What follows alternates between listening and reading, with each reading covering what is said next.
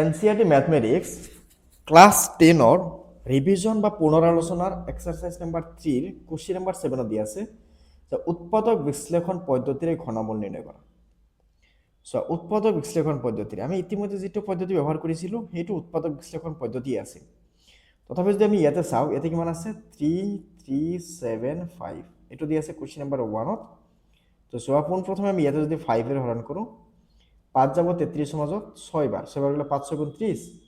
তো বাকী থাকিব তেতিয়াহ'লে কিমান 3 হ'লে 7, 37 মাজত কিবাৰ যাব 7 বাৰ, 7 বাৰ গ'লে 5 7 35, বাকী থাকিব 2, তেতিয়াহ'লে এই দুইটা আগত বাঢ়ি 25, 25ৰ মাজত কিবাৰ 5 বাৰ।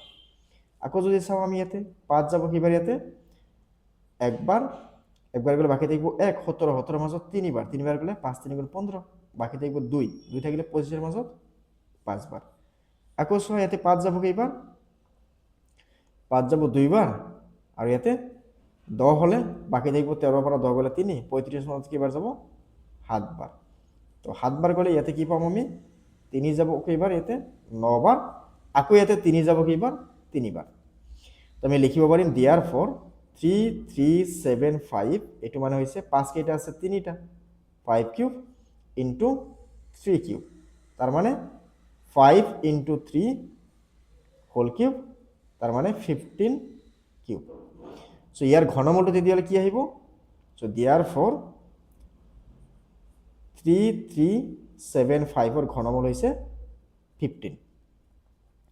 নাম্বার 2 চোৱা, নাম্বার 2 কিমান দি আছে 4913।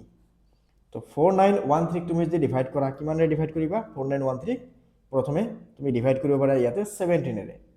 তো 17 ইয়াতে কেইবাৰ যাব প্ৰথমে চোৱা 17 2 ইনটু কৰিলে কি হ'ব 17 2 যা হ'ব 34, তেতিয়াহ'লে দুইবাৰ যাব, দুইবাৰ গ'লে কিমান 34। তো 49ৰ পৰা যদি তুমি 34ক মাইনাছ কৰা কিমান আহিব 5 আৰু ইয়াতে 1 15।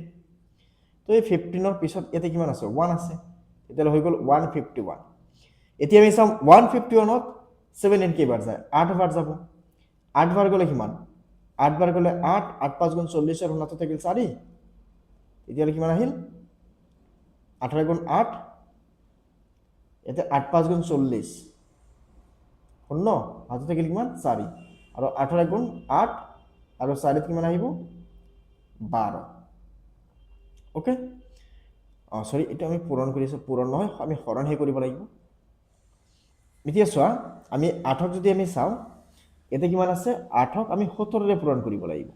8ক 17ৰে পূৰণ কৰিলে কিমান আহিব 8 গুণ কিমান 56 56 और 6 7 থাকিল 5, 8 গুণ 8 আৰু 5ত কিমান আহিব 8 আৰু 5ত 13, তোমাৰ 136। তো 151ৰ পৰা 136 মাইনাছ কৰিলে কিমান পাবা 11ৰ পৰা গ'লে 5, এটা থাকিল কিমান 15, আকৌ 15 আহি যাব। তাৰ মানে 8 বাৰ গ'লে আমি ইয়াতে বাকি থাম আকৌ 15, 15 হ'লে ইয়াতে কিমান আছে 3 আছে, 3 হ'লে এইবাৰ কেইবাৰ যাব এবাৰ 9 বাৰ যাব। তো চোৱা তুমি যদি 70 লগত 9 ইনটু কৰা তুমি এইটো পাবা 7 9 গুণ কিমান 63, 63 3 হাতত থাকিল 6, 7 9 গুণ 9 আৰু 3 9 গুণ 9 আৰু 6 কিমান আহিব 15, তেতিয়াহ'লে 17 গ'ল ইয়াতে 289 বাৰ। আকৌ চাম আমি ইয়াতে 17 কেইবাৰ যাব, আকৌ ইয়াতে 17 একবাৰ যাব, একবাৰ গ'লে 17, বাকী থাকিব কিমান 11, 11 ইয়াতে আমি বহাই দিলে তেতিয়াহ'লে এইবাৰ যাব ইয়াতে 7 বাৰ, 7 বাৰ গ'লে 17। তাৰ মানে আমি কি পালো ইয়াতে 4913 is equals to 17 cube. So therefore 4913 cube root হৈছে 17। ওকে, নেক্সট নাম্বাৰ 3 কি আছে, নাম্বাৰ 3 ইয়াতে আমাক দিয়া আছিল 9261। তো 9261, তো 9261ক পোনপ্ৰথমে তুমি 3 ডিভাইড কৰিলে কেইবাৰ যাব 3 বাৰ, 2ৰ মাজত 0 বাৰ, তো 26ৰ মাজত কেইবাৰ যাব 26ৰ মাজত 8 বাৰ গ'লে 3 8 গুণ 24, বাকী থাকিল 2 21ৰ মাজত 7 বাৰ। আকৌ ইয়াতে যদি আমি চাওঁ 3 কেইবাৰ যাব 1 বাৰ 0 বাৰ 2 বাৰ, 27ৰ মাজত 9 বাৰ। আকৌ চোৱা 3 ইয়াতে কেইবাৰ যাব 3 যাব ইয়াতে কেইবাৰ 9 বাৰ, 3 যাব ইয়াতে কেইবাৰ 9 বাৰ যাব, হয় নাই 3 যাব ইয়াতে 9 বাৰ, বাকী থাকিব 1 12ৰ মাজত 4 বাৰ, 9ৰ মাজত 3 বাৰ। আকৌ চোৱা এতিয়া 3 যাব না এবাৰ, এতিয়া 3 এবাৰ নাযায়, হয় নাই 3 যাব না। এতিয়া চোৱা 3 আছে, 3 আৰু 3 9 যোগ কৰিলে কিমান 12, 12 আৰু 4 যোগ কৰিলে কিমান ষোল্লৰ মাজত 3 নাযায়, গতিকে এইটোৰ মাজত 3 নাযায়। এতিয়া আমি চাম 7, 5তো নাযাব, তো 6 নাযাব, 7 আমি চাম। 7 যাব একবার, বাকি থাকিব 2, 24, 24-ৰ মাজত 3 বাৰ, বাকি থাকিব কিমান? বাকি থাকিব 24-ৰ মাজত কিবাৰ? 3 বাৰ।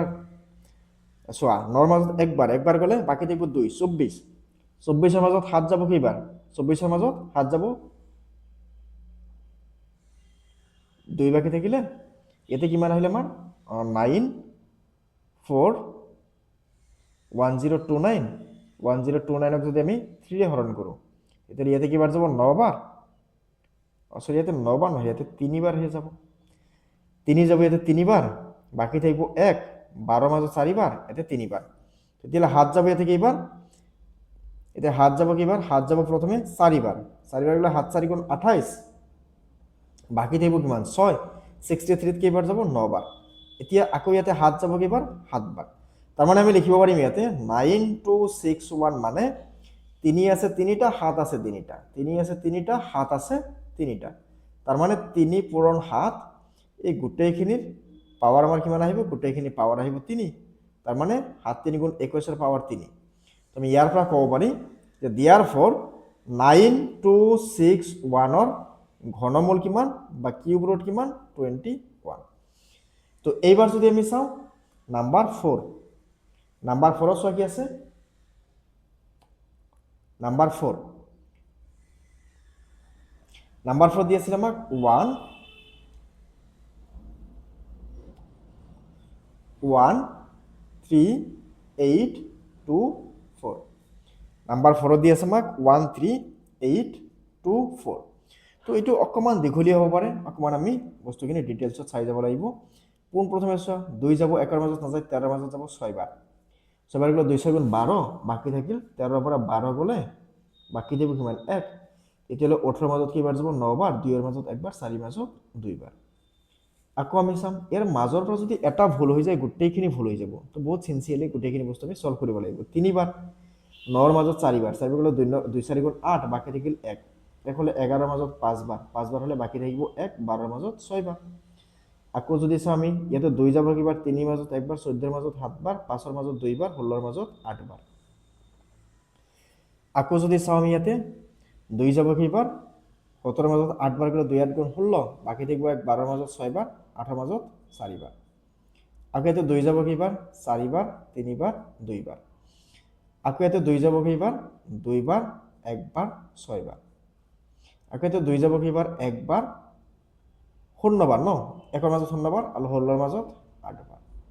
আকৌ ইয়াতে 2 যাব কেইবাৰ? 5 বাৰ, 4 বাৰ। 54 আহিল। আকৌ ইয়াতে 2 যাব কেইবাৰ? 2 বাৰ, তেতিয়াহ'লে বাকী থাকিব 114-ৰ মাজত 7 বাৰ। এতিয়া এবাৰ 3 যাব কেইবাৰ? 9 বাৰ, আকৌ 3 যাব কেইবাৰ? 3 বাৰ।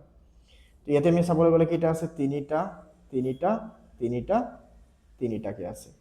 এতিয়া আমি লিখিম 1 3 8 2 4 ইজ ইকুৱেলছ টু 2 আছে, এটা 2 কিউব, দুটা 2 কিউব, 3টা 2 কিউব, এটা 3 কিউব।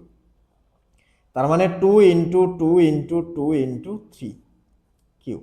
তার মানে 2 2 4 4 2 8, 8 3 গুণ কিমান? 24।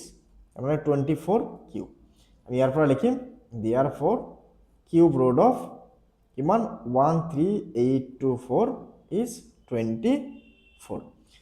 তো হৈ গ'ল আনসার। এটা আমার আছিল কোশ্চেন নাম্বার 7 এর সমাধান। তো আশা করি আমি সবাই বুঝি পাইছো। নেক্সট ভিডিওতে আমি কোশ্চেন নাম্বার 8 এর বিষয়ে ডিসকাস করিম। Thank U.